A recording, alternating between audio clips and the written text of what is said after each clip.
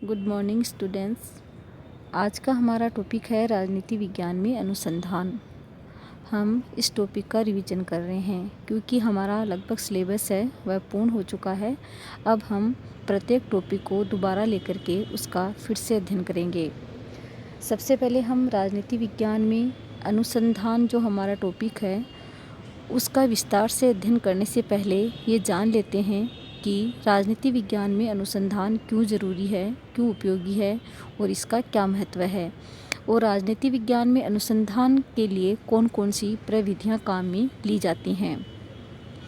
राजनीति विज्ञान में अनुसंधान की आवश्यकता क्यों पड़ी, इसको जानने के लिए हमें अनुसंधान की परिभाषा को समझना आवश्यक होगा।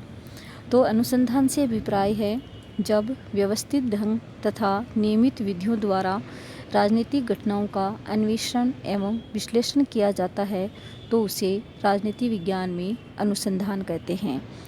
अर्थात कोई भी घटना जो घटित हो चुकी है, अगर हमें ये ज्ञात करना है कि वह घटना क्यों घटित हुई और उसके घटित हो जाने के पश्चात उसका समाज पर क्या प्रभाव पड़ना है, तो उसके लिए हमें घटना के प्रत्येक तथ्यों को समझना पड़ेगा और उसका विश्लेषण करना पड़ेगा। इसका विश्लेषण करने के लिए राजनीति विज्ञान में शोध किया जाता है और यही राजनीतिक विज्ञान में अनुसंधान कहलाता है। अगर हम एक उदाहरण के माध्यम से समझें, जैसे कि अगर हमें प्रत्यक्ष मतदान प्रणाली का विश्लेषण करना हो या राजनीतिक दलों के विभाजन के कारणों का परीक्षण करना हो, तो हमें सबसे पहले क्या करना होगा, प्रत्यक्ष जो मतदान प्रणाली है उसको जानना होगा कि प्रत्यक्ष मतदान प्रणाली क्या होती है और ये कैसे कार्य करती है, और प्रत्यक्ष जो मतदान है वह किस किस जगह काम में लिया जाता है। तो सबसे पहले हमें प्रत्यक्ष मतदान प्रणाली को जानने के लिए उसका अर्थ जानना आवश्यक है कि प्रत्यक्ष मतदान वह मतदान होता है जिसमें व्यक्ति स्वयं वोट डालता है, कोई दूसरा व्यक्ति उसकी जगह नहीं डाल सकता, और उसके द्वारा डाले गए जो वोट हैं, अगर कोई उम्मीदवार को ज़्यादा मिल जाते हैं तो वह विजयी घोषित कर दिया जाता है। जैसे कि मान लीजिए आपके गांव में ए और बी दो सरपंच उम्मीदवार के लिए खड़े हुए हैं और ए जो उम्मीदवार है उसको बी उम्मीदवार से ज़्यादा वोट मिले हैं, तो उस गांव के जो लोग जिनकी उम्र 18 वर्ष हो चुकी है वो प्रत्यक्ष मतदान में भाग लेंगे और ए जो उम्मीदवार है उसने ज़्यादा मत प्राप्त किए हैं तो वह विजयी घोषित हो जाएगा। इससे आपको ये पता चलेगा कि प्रत्यक्ष मतदान क्या होता है। इसके पश्चात प्रत्यक्ष मतदान के क्या लाभ हैं, क्या हानियां हैं, ये सारा अध्ययन करने के लिए अनुसंधान की आवश्यकता होती है। तो राजनीति विज्ञान में नित नए प्रयोग किए जा रहे हैं और इन प्रयोगों के लिए अनुसंधान जरूरी है। अगर हम बात करें, एक विचारक हैं जॉन सी मैरियम, उन्होंने राजनीतिक अनुसंधान को परिभाषित करते हुए ये कहा है कि शोध में प्राप्त किए गए ज्ञान को एकत्रित एवं संगठित करके उसकी व्याख्या की जाती है और उसे ज्ञान के भंडार में शामिल किया जाता है। अर्थात अगर हमने किसी भी विषय के ऊपर शोध किया है, उसे हमारे पास जो भी जानकारी इकट्ठी हुई है उस जानकारी को इकट्ठा किया जाता है और इकट्ठा करने से राजनीति विज्ञान का जो शब्द भंडार है उसमें काफ़ी वृद्धि हो जाती है।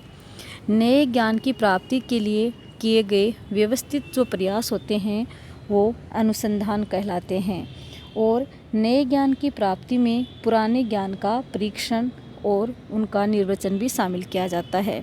जब भी कोई शोध कार्य किया जाता है तो उससे नए ज्ञान में वृद्धि होती है, लेकिन उस शोध से पहले भी कोई उस टॉपिक से रिलेटेड शोध होता है तो उस शोध से जो भी लाभ हुआ है समाज को, उसको भी नए शोध में शामिल कर लिया जाता है।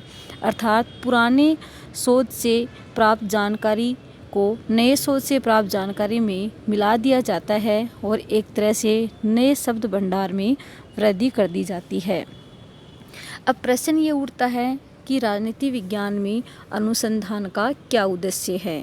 तो राजनीति विज्ञान में अनुसंधान के बहुत से उद्देश्य हैं, जैसे कि पुराने तथ्यों की जांच और उनका सत्यापन करना। जैसे मान लीजिए पुरातन समय में अगर प्रत्यक्ष मतदान प्रणाली किसी भी शासन व्यवस्था में प्रचलित थी तो उसका अध्ययन किया जाता है कि प्राचीन समय में कौन कौन सी जगह ये शासन प्रणाली प्रचलित थी और जहाँ प्रत्यक्ष मतदान प्रचलित थी और जहाँ प्रत्यक्ष मतदान न होकर के अप्रत्यक्ष मतदान था तो उसमें क्या अंतर था। तो इसको सत्यापन करने के लिए अनुसंधान किया जाता है और नवीन जो प्रणाली है उससे उसकी तुलना कर दी जाती है। इसके अलावा विभिन्न तथ्यों में आपसी समन्वय, उनके कारणों एवं संबंधों का विश्लेषण किया जाता है। जैसे कि अगर हम उदाहरण के रूप में ये समझें कि राजस्थान है, उसकी जनसंख्या है वो काफ़ी बढ़ रही है और बढ़ती हुई जनसंख्या के अनुपात में यहाँ साक्षरता का अनुपात काफ़ी कम है। तो इसके पीछे क्या संबंध है? जनसंख्या काफ़ी है लेकिन साक्षरता कम है। तो बहुत से ऐसे कारण हो सकते हैं कि जैसे जनसंख्या वृद्धि हो रही है, जनसंख्या वृद्धि के साथ संसाधन हैं, चाहे वो आर्थिक संसाधन हो, चाहे वो किसी भी तरह के संसाधन हो, उनका अभाव हो जाता है और उससे वे अपने जो भी जनसंख्या है उसके अनुपात में व्यक्तियों को शिक्षित नहीं कर पाते हैं। तो कहने का अभिप्राय ये हुआ कि विभिन्न तथ्यों का आपस में क्या संबंध होता है, ये संबंध समझने के लिए अनुसंधान जरूरी है। नवीन वैज्ञानिक उपकरणों का विकास करना जिससे मानव व्यवहार का विश्वसनीय एवं प्रमाणिक अध्ययन सुगम हो सके। अर्थात राजनीतिक अनुसंधान का जो मुख्य उद्देश्य है वह है राजनीति विज्ञान में नवीन जो उपकरण हैं उनको शामिल करना और मनुष्य का जो व्यवहार है उसका अध्ययन करना। जैसा कि हम जानते हैं मनुष्य का जो व्यवहार है वो समय के अनुसार परिवर्तित होता रहता है, तो हमें उसके व्यवहार के अध्ययन के लिए कुछ ऐसे स्रोत इकट्ठे करने होते हैं जिससे कि जो भी निष्कर्ष निकले वे विश्वसनीय निकलें। हम ये देखते हैं कि राजनीति विज्ञान में अनुसंधान के ये जो उद्देश्य हैं वो कहीं न कहीं राजनीति विज्ञान की सफलता में सहायक हैं। अब यह है प्रश्न हमारे मस्तिष्क में कि अनुसंधान के लिए कौन कौन सी प्रविधियां काम में ली जानी चाहिए या फिर इन प्रविधियों का क्या महत्व है, अर्थात अनुसंधान प्रविधि शास्त्र क्या है। तो इसमें प्रमुख रूप से शोध या सर्वेक्षण की पद्धतियाँ एवं प्रविधियों का अध्ययन किया जाता है।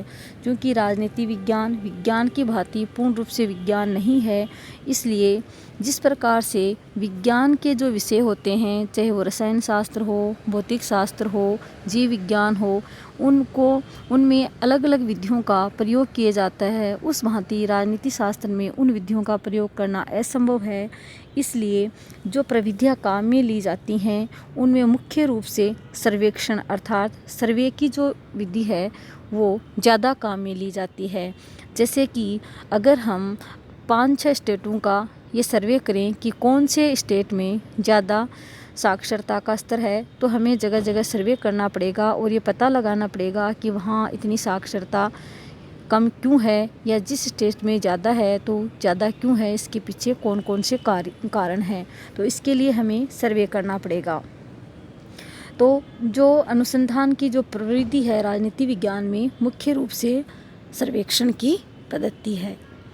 इसमें ज्ञान प्राप्ति के स्रोतों पर बल दिया जाता है। इस पद्धति का प्रयोग करके व्यक्ति समान निष्कर्षों पर पहुंच सकता है। इस विधि द्वारा जो भी परिणाम निकलते हैं उन पर लोग विश्वास करते हैं क्योंकि यह तथ्यों परीक्षणों पर आधारित होता है। तो हम ये देखते हैं कि राजनीति विज्ञान में अनुसंधान के क्या क्या फ़ायदे हैं। इसके शब्द भंडार में वृद्धि होती है। राजनीति विज्ञान में नए नए आंकड़े तथ्य शामिल होते हैं, नवीन विधियों का प्रयोग किया जाता है और जो भी समस्याएं हमारे समाज के समक्ष हैं उन समस्याओं का अनुसंधान के माध्यम से विश्लेषण किया जाता है, जो कि हमारे समाज के लिए काफ़ी उपयोगी होता है। धन्यवाद।